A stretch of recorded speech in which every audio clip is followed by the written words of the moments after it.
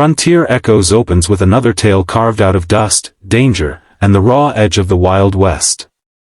If you love stories where courage is tested, where survival hangs by a single thread, and where the human spirit stands tall even in the face of death, then saddle up. Today's story isn't just about a cowboy or an Apache girl. It's about what happens when two enemies find themselves trapped between earth and sky, and only truth can get them out alive. The sun was sliding down toward the canyon rim when Colt Maddox reined in his horse. The desert around him looked calm, but the silence was too perfect. That kind of quiet didn't happen naturally in Apache territory. It was the kind of quiet that warned a man to keep his hand close to his revolver. He scanned the canyon floor below. Tracks led downward, thin and hurried, as if someone had been running. Colt didn't know what pulled him to follow them, but something in that trail felt wrong. Someone wasn't chasing. Someone was fleeing. By the time he reached the narrow pass, the last rays of sunlight were bleeding into gold. The canyon twisted sharply, rocks leaning over him like giants frozen mid-step. He dismounted, boots scraping against loose gravel. His horse snorted nervously. Even animals could feel when the land held a secret. Then he heard it. A faint sound. Not an animal. Not the wind. A human breath, thin and trembling. Colt raised his revolver and moved toward the sound. Another weak exhale trembled through the air. And that's when he saw her. An Apache girl lay wedged between two fallen boulders, her leg pinned beneath a slab of sandstone. Blood darkened the earth beneath her, and the decorated leather of her dress was torn. She was young, maybe 18, maybe less, but her eyes burned with the fierce spirit of her people. Pain tightened her face, yet she didn't make a sound until she noticed Colt. She didn't cry. She didn't beg. She didn't threaten. Instead she looked straight into his eyes and said with quiet defiance, "Make it quick, cowboy. I won't scream." Colt froze. The girl stared at him like she was already halfway gone and wasn't afraid of the rest of the journey. Her voice didn't shake. Her resolve didn't crack. "What the hell happened here?" he murmured. The girl breathed shallowly and answered in English, though her accent made each word feel like a stone being set down carefully. "You kill me. That is what white men do. So do it. Fast." Colt holstered his revolver immediately. "I'm not killing you. I ain't that kind of man." She blinked at him as if the idea was foreign. In her world, cowboys didn't show mercy to wounded Apaches. He moved closer. Her hands tensed, ready to defend herself even in her broken state. Colt knelt beside the rocks and assessed the damage. Her leg was badly crushed, the skin scraped and bleeding, but she was alive, barely. He placed a hand on the stone pinning her down. Too heavy to lift alone. And even if he freed her, she might not walk for weeks. "What's your name?" he asked. "It doesn't matter," she whispered. "It matters to me." Silence stretched until she finally said, "Noya." "Pretty name," he said softly. She looked away, refusing to be softened by kindness. She was a warrior's daughter. She wasn't used to the kind of gentleness Colt carried in his voice. "How long you been stuck here?" he asked. She tried to sit up but winced sharply. "Since the sun was above that cliff." She pointed weakly. "Maybe 8 hours earlier." Colt felt a knot tighten in his stomach. 8 hours trapped. 8 hours bleeding. 8 hours without water in the desert. "You're lucky I came through this canyon," he said. Noya gave a small, bitter smile. "Or unlucky. If I wanted you dead, you'd be dead already," he replied. She studied him again. Something in his eyes told her the truth. This cowboy wasn't here to take a life. He was here to save one. Colt moved closer and pressed his shoulder against the rock. The stone shifted, but only slightly. He tried again with more force. His muscles strained, breath fighting through clenched teeth, but the boulder barely budged. Noya's voice was fading. Leave me. The earth already chose my place. Colt shook his head. No. Not happening. He looked around and spotted a fallen cedar trunk wedged against another rock. He dragged it over and positioned it as a lever. Noya watched with confusion. Cowboys weren't supposed to try this hard to keep an Apache alive. What do you gain by saving me? She whispered. Colt didn't answer until he had wedged the trunk under the rock. Then he said, maybe the world's seen enough killing for one lifetime. He pushed down with all his weight. The trunk creaked. The boulder shifted, just an inch, maybe two, enough to loosen its grip on Noya's leg.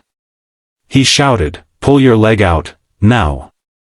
Noya sucked in a breath and dragged her body backward. Pain shot through her so intensely that the world nearly went dark. But she didn't scream. She kept her promise. Not a sound. When her leg slid free, she collapsed onto the sand, shaking, her face pale under streaks of dust. Colt tossed the trunk aside and knelt beside her. Her leg was swollen and bleeding badly.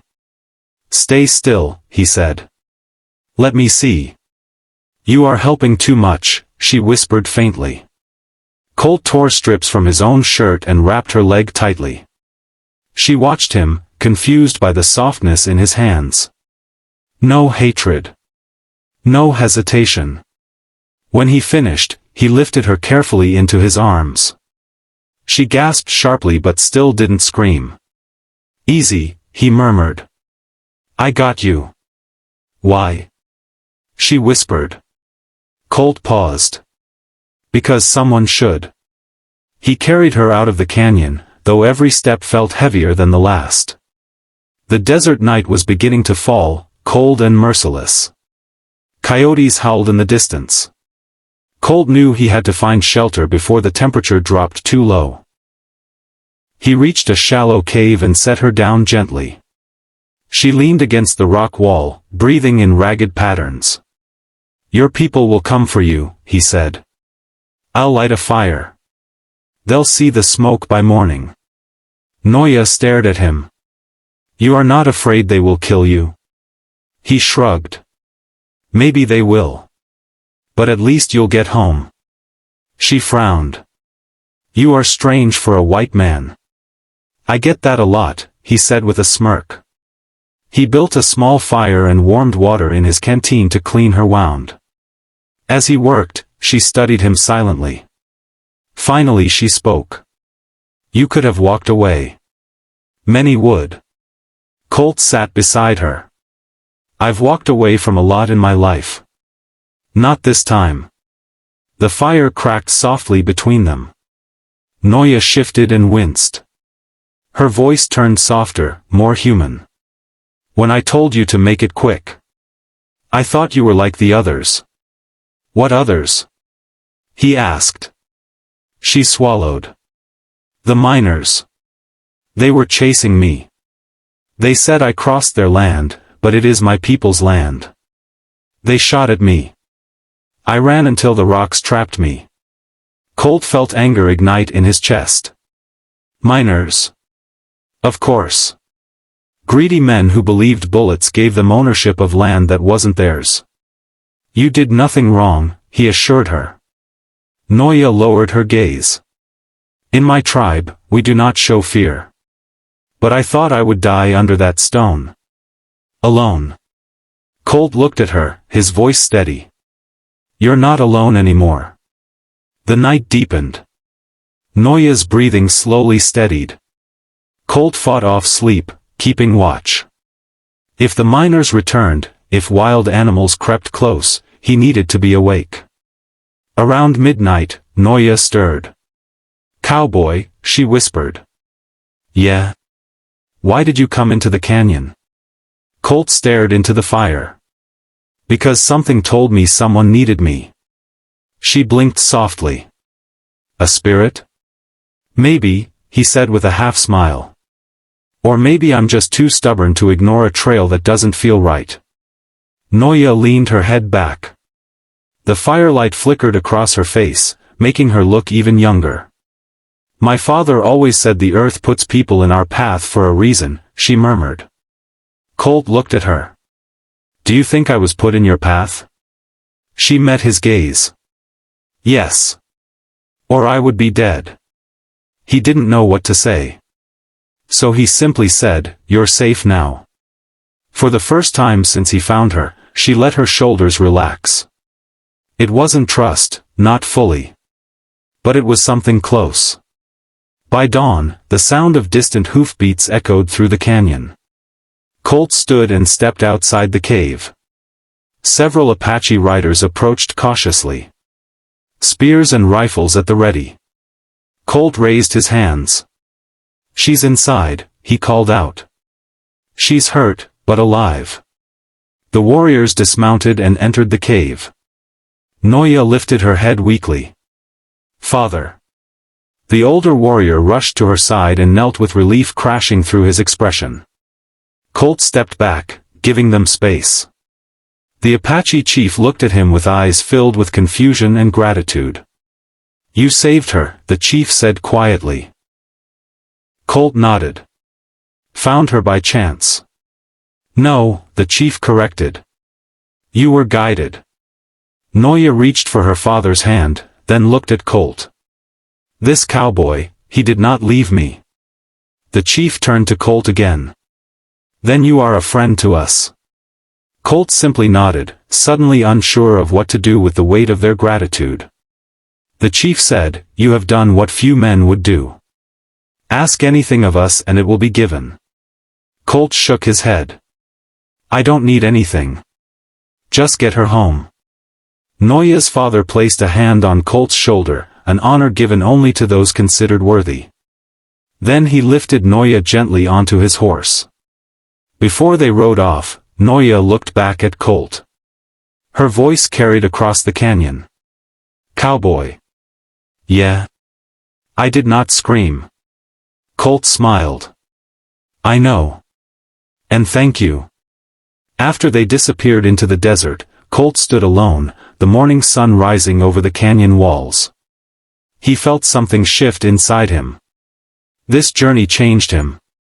Maybe it changed her too. He mounted his horse, took one last look at the path where he'd found her, and whispered to the quiet air, "Safe travels, Noya."